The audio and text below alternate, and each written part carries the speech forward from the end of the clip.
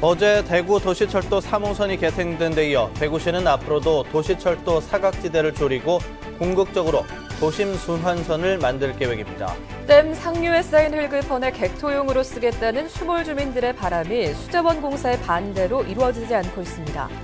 포항 시내에 대규모 아파트가 신축되면서 거대한 옹벽이 설치될 예정인데 인근 주민들이 일조권과 조망권 피해를 호소하고 있습니다. 유네스코 산하 국제영화기구인 유니카 국제영화제가 내일 경산에서 열려 아름다운 영화 40여 편이 상영될 예정입니다. 여러분 안녕하십니까? 4월 24일 금요일 아침 대구 MBC 뉴스투데이입니다. 오늘도 대체로 맑은 가운데 대구의 낮 기온이 25도로 예상됩니다. 경북 동해안과 내륙을 중심으로 건조특보가 내려져 대기가 매우 건조하겠습니다. 각종 화재 예방에 주의하셔야겠습니다. 자세한 날씨 이시정 기상캐스터입니다. 벌써 여름 옷을 꺼내신 분들도 계시죠. 어제 한낮에는 반소매 옷차림이 어색하지 않을 만큼 맑고 따뜻했는데요. 오늘과 내일 그리고 모레까지도 대구의 낮 최고 기온이 28도까지 오르면서 초여름 날씨가 이어지겠습니다. 다만 이렇게 포근한 날씨에도 불구하고 요즘 감기 환자들이 늘고 있다고 합니다. 오늘 우리 지역도 감기 가능 지수가 높은 단계를 보이고 있기 때문에 나가실 때 겉옷을 꼭 챙기시는 게 좋겠습니다.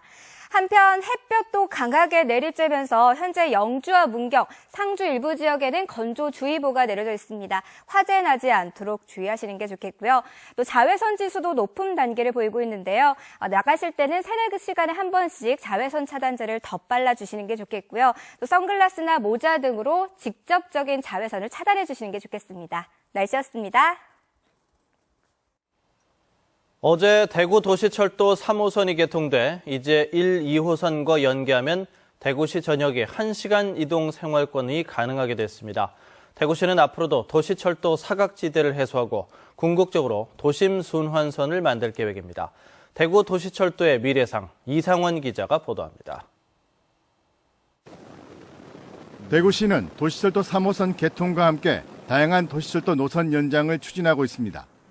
가장 먼저 3호선 종점인 용지역을 대구 스타디움, 동구 혁신도시와 연결하는 13km 구간을 추진할 계획입니다. 하반기에 저희가 3호선 1단계 추가 연장인 미술관 월드컵 경기장, 2호선 신매역, 또 1호선 환승을 하고 혁신도시 천복단지까지 가는 연장을 예타를 올릴 계획입니다. 유동인구가 많은 1호선 동대구역과 엑스코를 연결하는 도시철도 노선 신설도 추진되고 있습니다.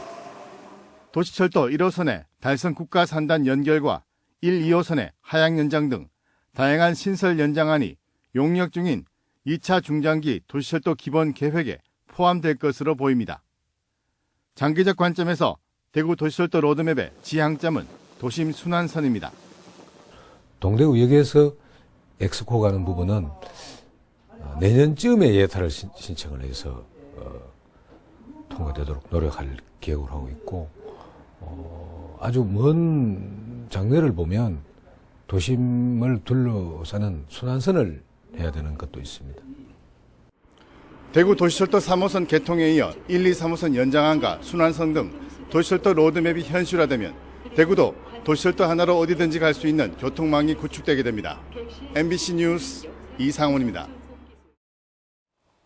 전국 시도의회 의장협의회는 오늘 오후 대구 그랜드호텔에서 전국 17개 시도의회 의장과 협의회 사무처 관계자 등 80여 명이 참가한 가운데 2015년 제4차 임시회를 개최합니다.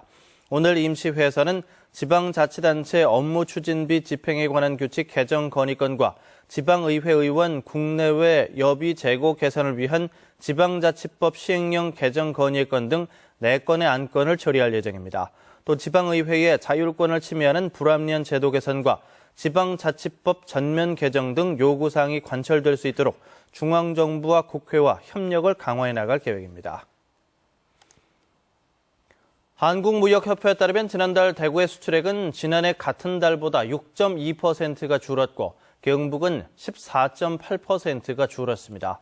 대구의 경우 수출 1위 품목인 자동차 부품 수출이 지난해보다 5%가 늘었지만 TV와 합성수지 수출이 각각 39%와 27% 줄었습니다. 경북은 전체 수출 비중의 20%를 차지하는 무선전화기 수출이 지난해보다 45%나 감소한 것으로 나타났습니다. 지난달 대구와 경북 지역의 수입액은 각각 16%씩 줄었습니다. 오늘과 내일 대구 도심에서 대규모 집회와 거리 행진이 잇따라 교통 혼잡이 예상됩니다. 민주노총 대구본부는 오늘 오후 2시부터 반월당 등에서 2,500여 명이 참여하는 총파업 결의대회를 열고 내일은 대구 경북 공무원연대에서 4,000명이 공무원연금 계약 저지 범국민 대회를 엽니다. 경찰은 거리 행진이 허용돼 대규모 인원이 지나는 삼덕 내거리와 수성교, 범어 내거리 등에서 교통 혼잡이 예상된다며 오후 3시 반부터 오후 5시까지는 운전자들이 되도록 행진 구간을 피해서 우회할 것을 당부했습니다. 댐 상류에 쌓인 흙을 퍼내서 논밭 객토용으로 쓰겠다는 수몰 주민들의 바람이 묵살되고 있습니다. 관할기관의 판단에 따라서 융통성을 발휘할 수 있는데도 몇 년째 요지부동입니다. 정동원 기자가 보도합니다. 안동댐으로부터 16km 올라간 낙동강 상류. 강을 따라 떠내려온 토사물이 강 양쪽에 쌓여 벌판처럼 펼쳐져 있습니다. 지역 주민들이 이 흙을 정해진 가격에 논밭 객토용으로 사용해도 되는지 수자원공사에 요청했지만 거절당했습니다. 준설 효과도 있고 우리 농민들은 객토를 해서 토지력 개선하는 도움도 있고 서로서로 좋을 것 같은데 댐에서는 그 승낙을 안 주는 이유를 모르겠습니다. 하천법은 강 토사를 가져가려면 관리청의 허가를 받도록 하고 있습니다. 즉 관리청의 판단에 따라 좌우되는데 부산지방국토관리청은 불가를 통보했습니다. 사실 객토용 흙을 달라는 주민들의 요구는 이번이 처음이 아닙니다. 몇 년 전부터 댐 상류 곳곳에서 이어졌습니다. 그러나 수자원공사 역시 댐에 미칠 수질 오염을 이유로 흙 채취를 원천 차단해왔습니다. 수질 문제가 제일 크고요. 이제 안전 문제도 있을 수 있죠. 그래서 그동안 불허 처분을 했었어요. 그런데 강 안쪽 저수구역에 경작지가 많습니다. 수자원공사가 점용 허가를 내주고 농사를 짓게 한 건데 환경 오염을 들어 흙 채취를 불허한 사례와는 모순입니다. 객토용 흙을 요청한 주민들은 댐 건설 당시에는 수몰민으로 지금은 자연환경보호지역에 묶여 이중 고통을 겪고 있습니다. 그 너무 억울하지만 요새 같은 뭐 좀 발동춤이라도 치고 이래 하지만 그때 당시에는 뭐 안 찾아가려면 정부하고 뭐 전부 해소해 본다 그러십니다.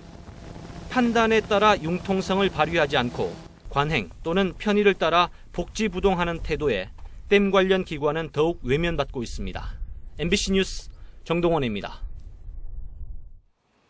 대구와 경북 대부분 초중 고등학교에서 다음 달 초 단기방학에 들어갑니다. 대구와 경북교육청에 따르면 이달 30일부터 다음 달 9일 사이 대부분 학교에서 휴일을 포함해 닷새 동안 단기방학을 합니다. 1일부터 10일까지 열흘 동안 단기방학을 하는 학교도 있습니다. 단기방학 중에도 학부모가 요구하면 모든 초등학교에서는 돌봄 교실을 운영하기로 했습니다. 대구시 교육청은 교육청에서 보유하고 있는 공용버스 11대를 소규모 학교에 우선 지원해 현장 체험학습 등에 활용하기로 했습니다.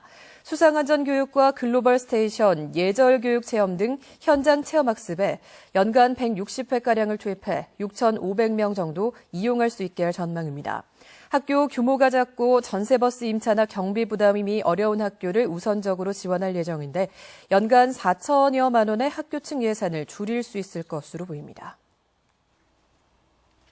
포항시 창포동에 대규모 아파트가 신축되면서 거대한 옹벽이 설치될 예정인데 인근 주민들이 일조권과 조망권 피해를 호소하고 있습니다.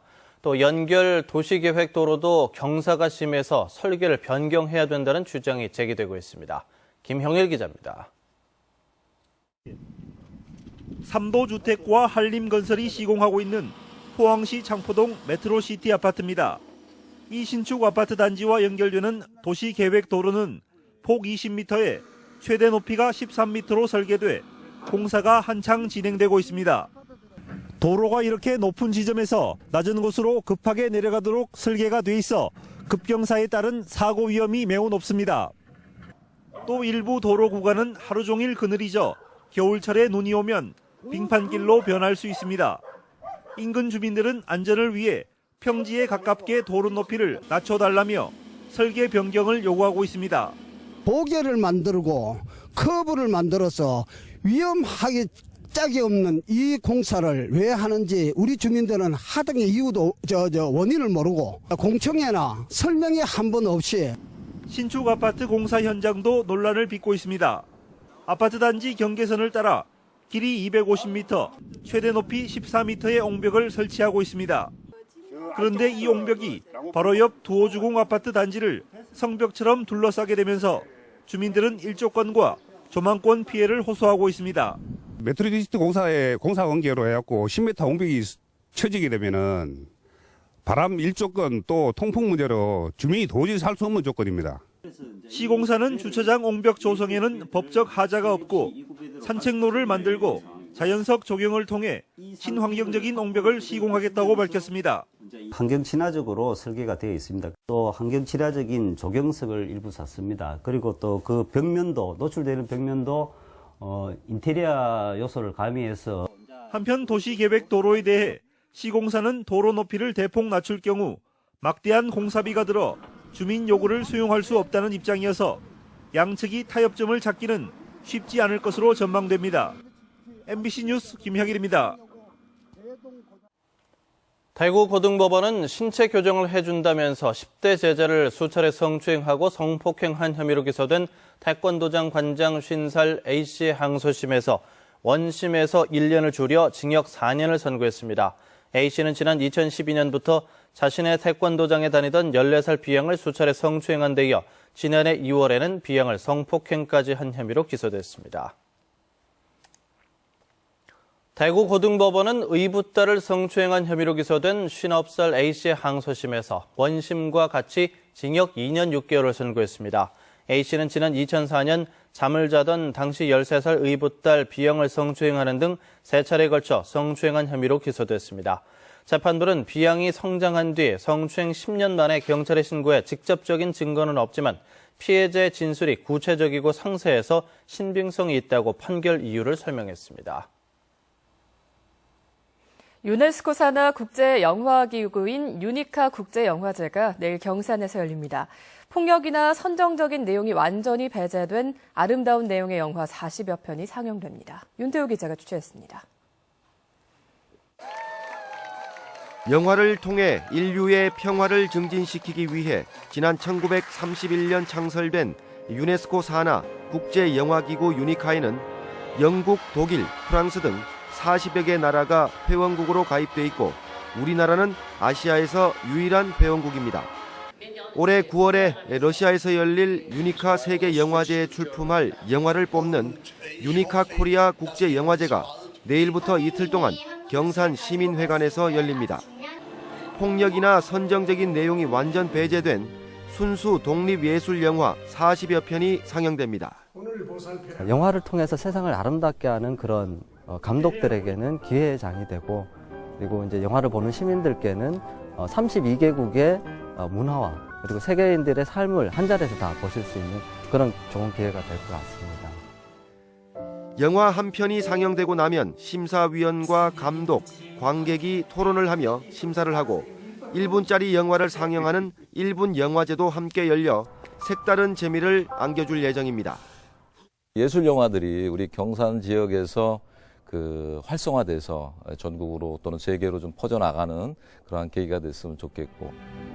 영화제 주최 측 사무국이 경산에 있어 이번에 경산에서 처음으로 영화제가 열리는데 유니카 세계연맹의 총재가 참석할 예정이어서 더욱 주목받고 있습니다.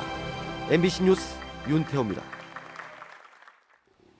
대구시민회관이 지역예술인들의 공연 무대를 넓혀주기 위해서 지역예술 진흥 프로젝트를 운영합니다. 오늘 저녁 7시에 지역 출신의 원로 음악가인 월금 우종옥 가곡 발표회를 열고 다음 날인 25일에는 김현수 바이올린 독주회, 28일에는 이의원 피아노 독주회를 대구시민회관 챔버홀에서 각각 공연합니다. 세 공연 모두 무료로 대구 공연정보센터에서 초대권을 받으면 공연을 볼 수 있습니다. 구미시가 어제 동락공원에서 광복회 회원과 기관 단체장 등 200여 명이 참석한 가운데 독립운동가 장진홍 선생의 동상 제막식을 했습니다. 장 선생은 비밀 독립운동단체인 광복단에 가입한 뒤 지난 1927년 조선은행 대구 지점에 폭탄을 터뜨려 일본으로 피신했다가 붙잡혀 사형 선고를 받고는 3년 뒤에 대구 형무소에서 자결했습니다. 정부는 지난 1962년 장 선생에게 건국훈장 독립장을 추서했습니다. 대구 한샘초등학교와 대한적십자사 대구지사가 희망천사학교 협약을 맺었습니다. 희망천사학교로 지정된 학교에서는 일부 학생들이 용돈을 모아 기부한 돈으로 가정 형편이 어려운 학생들을 돕게 되는데 한샘초등학교에서는 70여 명의 학생들이 참가하기로 했습니다.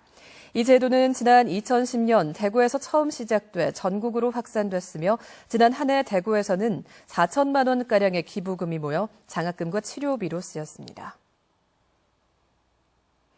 신용보증기금 고객센터가 한국능률협회가 주관하는 2015 콜센터 서비스 품질지수 평가에서 10년 연속 우수 콜센터에 선정됐습니다.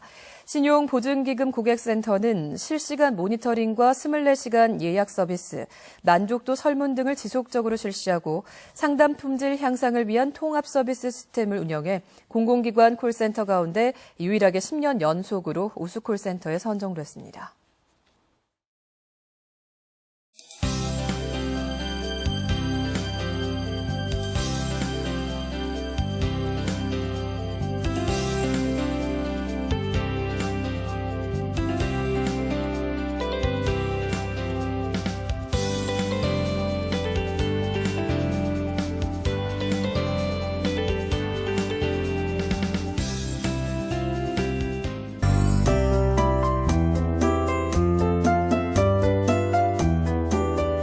벌써 여름 옷을 꺼내신 분들도 계시죠. 어제 한낮에는 반소매 옷차림이 어색하지 않을 만큼 맑고 따뜻했는데요. 오늘과 내일 그리고 모레 일요일까지도 대구의 한낮 기온이 28도까지 오르면서 계절을 한 달가량이나 앞서가겠습니다. 그런데 이렇게 포근한 날씨에도 불구하고 요즘 감기 환자들이 늘고 있다고 합니다. 큰 일교차 때문인데요. 오늘도 나가실 때는 겉옷을 꼭 챙기셔야겠습니다. 이 시각 구름 영상 보시면 구름이 다소 껴있기는 하지만 낮부터는 고기압의 영향권에 들면서 맑고 따뜻하겠습니다. 다만 대기가 건조하니까요. 화재나지 않도록 유의하시기 바랍니다. 자세한 지역별 날씨입니다. 청도의 아침 기온은 5도로 시작하고 있습니다. 낮 기온은 25도까지 오르겠고요.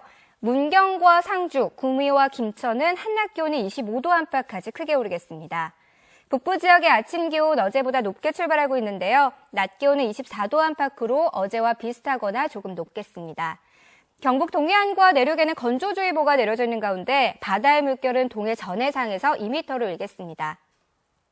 주말과 휴일 동안 전국의 등산지에 맑은 날씨가 이어지겠는데요. 일교차가 크게 벌어지기 때문에 체온 조절에는 신경 써 주셔야겠습니다. 주말에도 나들이 하기에 좋은 날씨가 이어지겠고요. 당분간은 고온 현상이 계속되겠습니다. 날씨였습니다.